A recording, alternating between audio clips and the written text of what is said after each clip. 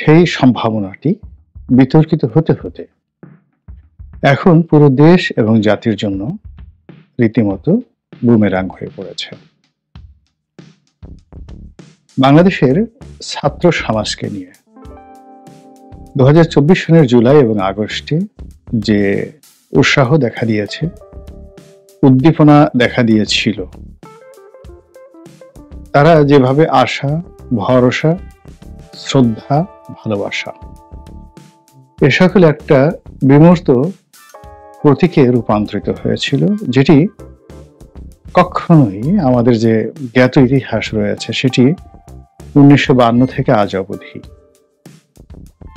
এই সুদীর্ঘ কালের মধ্যে 2024 সনের জুলাই আগস্টে বিপ্লবের নায়ক বা সমন্বয়ক যারাই আছেন তারা সবাই অতিমাত্রায় গুরুত্ব পেয়েছিলেন আমাদের নিকট। তারা আমাদের এতটা আদরের ধন ছিলেন, আমরা কখনো তাদের পিতার নাম জানতে চাইনি। তারা কোন বিষয়ে পড়াশোনা করেছে, কোথা থেকে এসেছে, তাদের গায়ের রং কি, পোশাক কি, আর্থিক অবস্থা কি, চরিত্র কেমন, বা তাদের যে রাজনীতি, সেই রাজনীতির ইতিহাসের কতটুকু আমরা জানি বা জানতে চাই, বা কতটুকু বর্ণাঢ্য ইতিহাস রয়েছে, এসব নিয়ে আমাদের যে খুঁতখুঁতে বাঙালি স্বভাব, আমরা সবকিছুর মধ্যেই হেতু খুঁজি।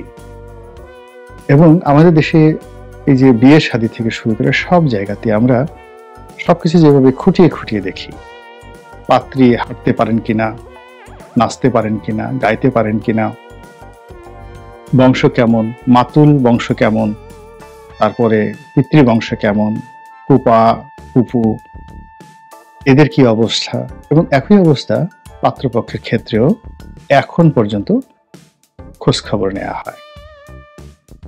যারা রাজনীতিতে ইলেকশন করতে যান, টাকা পেলেন কোথায়, বাবার নাম কি, দাদার নাম কি, তারপর ঘুষ খেয়েছেন কিনা, দুর্নীতি করেছেন কিনা, অর্থাৎ একটা মানুষকে কোষ্টি পাথরে যাচাই করার জন্য যেভাবে ঘষা দরকার, যেভাবে উল্টানো দরকার, পাল্টানো দরকার, আমাদের রাজনৈতিক অঙ্গন মূলত ওভাবেই প্রশ্ন করে করে একজন নেতাকে তার নেতৃত্বের জায়গায় বসায় এবং ওভাবে মূল্যায়ন করে। এবং নেতার যেভাবে পক্ষের লোক রয়েছে, তদ্রূপ বিপক্ষের লোকের অভাব নেই। বাংলাদেশে বেগম খালেদা জিয়া কিংবা শেখ হাসিনা কিংবা জনাব সজীব ওয়াজেদ জয়, ওনাদের প্রচুর ভক্ত এবং অনুরাগী আছেন, তার সঙ্গে সঙ্গে তাদেরকে নিয়ে ট্রল করার মতো লোকের অভাব নেই। এবং এটা আজ থেকে নয়, একেবারে প্রথম দিন থেকে, যেদিন তারা রাজনীতিতে এলেন। তো এই জমানার আগে যদি এরশাদ জমানা চিন্তা করেন, জিয়াউর রহমানের জমানা চিন্তা করেন, বঙ্গবন্ধুর জমানা চিন্তা করেন, কিংবা তারও আগে সেই হক ভাসানীর জমানাতে বাঙালির এই খুঁতখুঁতে স্বভাব সব সময় ছিল। কিন্তু আমরা এই স্বভাবটিকে ধামা চাপা দিয়েছিলাম, কবর চাপা দিয়েছিলাম আমাদের এই সমন্বয়ক সন্তানদের বেলাতে। আমরা কেউ জিজ্ঞাসা করিনি কে হাসনাত আব্দুল, কে শারজিস, কি তার পরিচয়, কোনো কিছু নয়। খালি আমরা শুনেছি এরা সমন্বয়ক, অমনি আমরা তাদেরকে বিশ্বাস করেছি, টাকা দিয়ে, পদ দিয়ে, পদবি দিয়ে, সম্মান দিয়ে, মর্যাদা দিয়ে।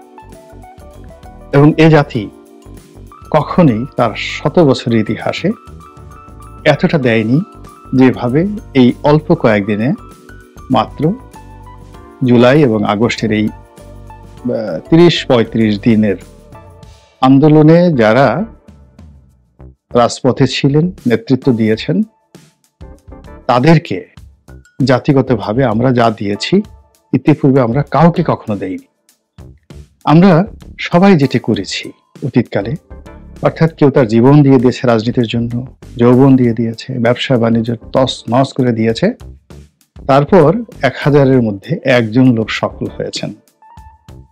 বিশ্ববিদ্যালয়ের রাজনীতি, তৃণমূলের রাজনীতি, সব রাজনীতির কথা চিন্তা করেন। সব জায়গাতেই যারা রাজনীতি করতে আসেন 100 জন নয়, 1000 জনের মধ্যে মাত্র একজন মোটামুটি সফল হন। এমপি হওয়ার স্বাদ থাকে সকলের। 300 জন এমপি যেভাবে আসেন, দেখেন কতজন, অর্থাৎ 1000 জন প্রতিদ্বন্দ্বীকে পেছনে ফেলে একজন এমপি প্রার্থীকে সামনে আসতে হয়, এবং এভাবেই 100 বছর ধরে আমরা চর্চা করে আসছি। তো সেই জায়গা থেকে সরে গিয়ে ছাড় দিয়ে আমরা এই সমন্বয়ক বন্ধুদেরকে যে সম্মান মর্যাদার আসনে বসিয়েছি, সেটি এখন রীতিমতো ধূলিসাৎ হয়ে গিয়েছে। এবং এই ধূলিসাৎ হওয়ার ফলে যা হয়, বাঙালি যেভাবে মানুষকে মাথায় করে নাচাতে পারে, আবার মাথা থেকে নামিয়ে আছাড় দিতে পারে, যেভাবে শেখ হাসিনার ভয়ে থরথর করে কাঁপতে পারে, আবার এই বাঙালি শেখ হাসিনাকে এমন ভয় দেখাতে পারে যে তার কণ্ঠ রুদ্ধ হয়ে যায় এবং তিনি বাংলাদেশ ছেড়ে পালিয়ে যেতে বাধ্য হন। অসংখ্য উদাহরণ আমি এভাবে দিতে পারব। তো কাজেই আমাদের এই যে সমন্বয়ক বন্ধুরা, তারা প্রথম দিন থেকে আজ অবধি ডিফ্যাক্টো সরকার হিসাবে কাজ করছেন। প্রথম থেকে আমরা তো কেউ কথা বলিনি, কিন্তু গত 1 মাস ধরে আমরা এখন কথা বলছি। অনেকে তাদের সমালোচনা করছি, তাদের ব্যক্তিগত জীবন নিয়ে আলোচনা করছি, কথাবার্তা, পোশাক আশাক, চেহারা সুরত নিয়ে আমরা কটাক্ষ করছি, এটা সত্য কথা। তারা এখানে নেতৃত্বে যারা আসছেন সবাই নিম্ন মধ্যবিত্ত পরিবারের সন্তান। গাড়ি তো দূরের কথা, একটা মোটর সাইকেল তাদের কারো ছিল, এরকম নজির আমার জানা নেই।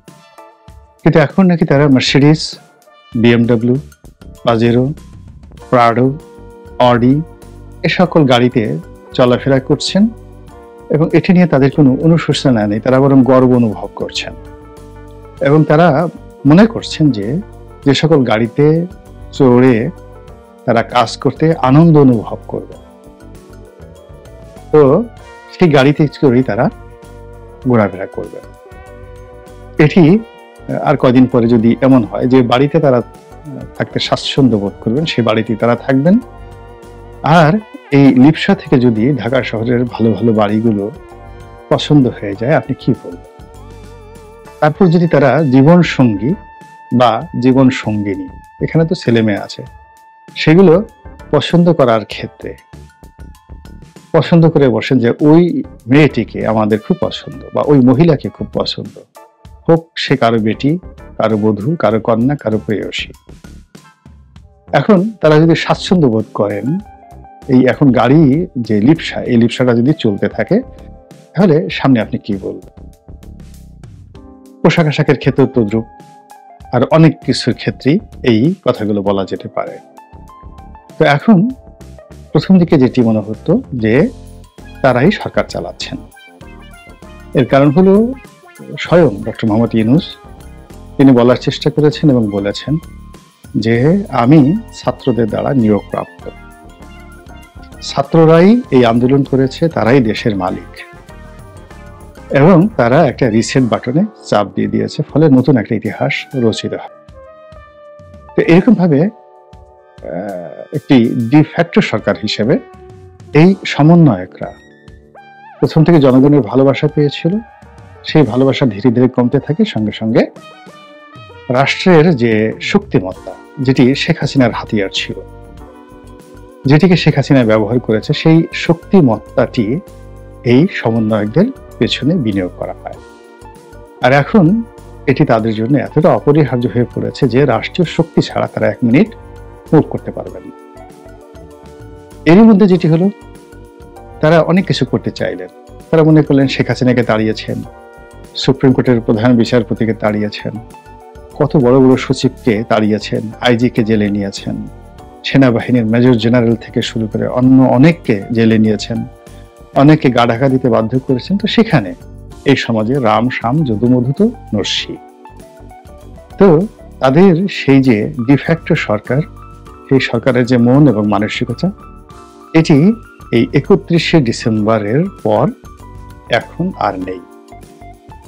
এখন তারা আর সরকার চালাচ্ছেন, এখন মূলত সরকারই তাদেরকে চালাচ্ছে। আগে মনে করা হতো সরকার হলো সমন্বয়কদের বি টিম, আর এখন সমন্বয়করা হলেন সরকারের বি টিম।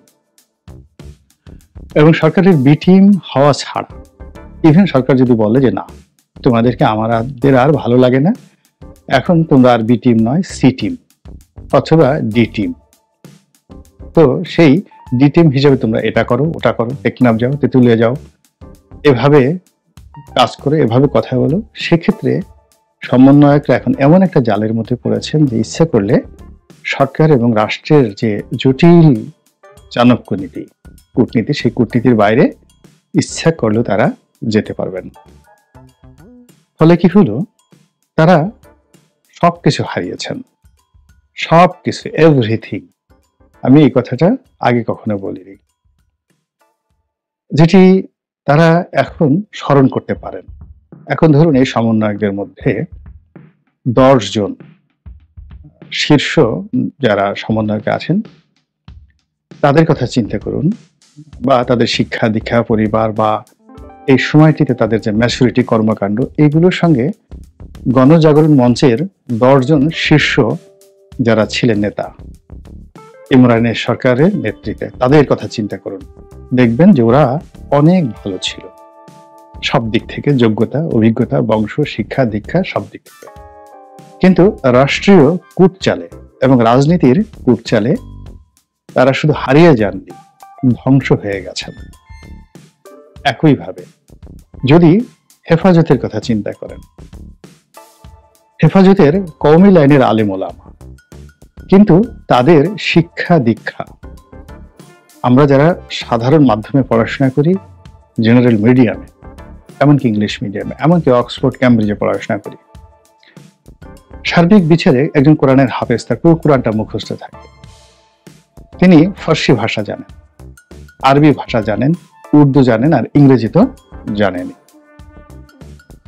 এরা গান গাইতে জানেন, এরা আর অনেক কিছু করতে জানেন। এদের এক একজনের 4টি-5টা করে যদি বউও থাকে, আশেপাশের লোকজন কিন্তু টের পায় না।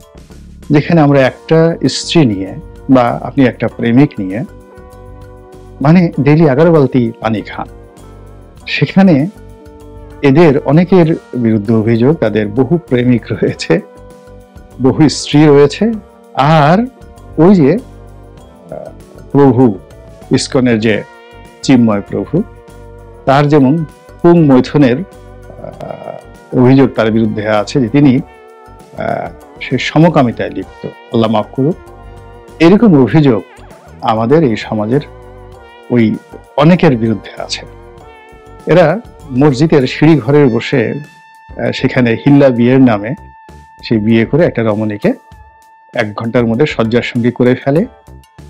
মানে তাকে কনভিন্স করে, আপনি চিন্তা করেন, 1 ঘন্টার মধ্যে কনভিন্স করে তাকে বিয়ে করে ফেলে, বিয়ে করে সঙ্গে সঙ্গে মসজিদের সিঁড়ির গোড়ায় তাকে সঙ্গম করে, আবার সেই সঙ্গমের পাহারা দেওয়ার জন্য তাদের সঙ্গীর সাথে থাকে, আবার 1 ঘন্টা পরে তালাক দিয়ে দেয়।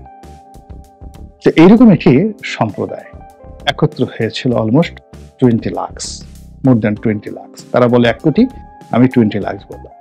তো এদের যারা শীর্ষ নেতা ছিলেন, পজিটিভ অর্থে তাদের মান আছে, সম্মান আছে, মর্যাদা আছে, নেগেটিভ অর্থে তাদের সবকিছু আছে।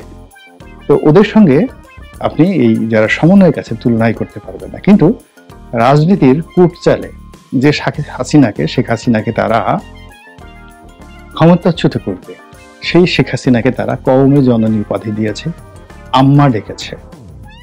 আর সেই শেখ হাসিনার ভয়ে, তার ডিজিএফআই এর ভয়ে, তার এনএসআই এর ভয়ে সকালে বিকালে নিজের আব্বাকে যতবার না ডেকেছে, তার চেয়ে শেখ হাসিনার আব্বাকে ততবার বেশি ডেকেছে। তারাও টিকতে পারেনি, this sort of quality people. সেক্ষেত্রে রাষ্ট্রীয় কূটচালের মধ্যে যেহেতু সমন্বয় একটা পড়ে গেছে, কাজেই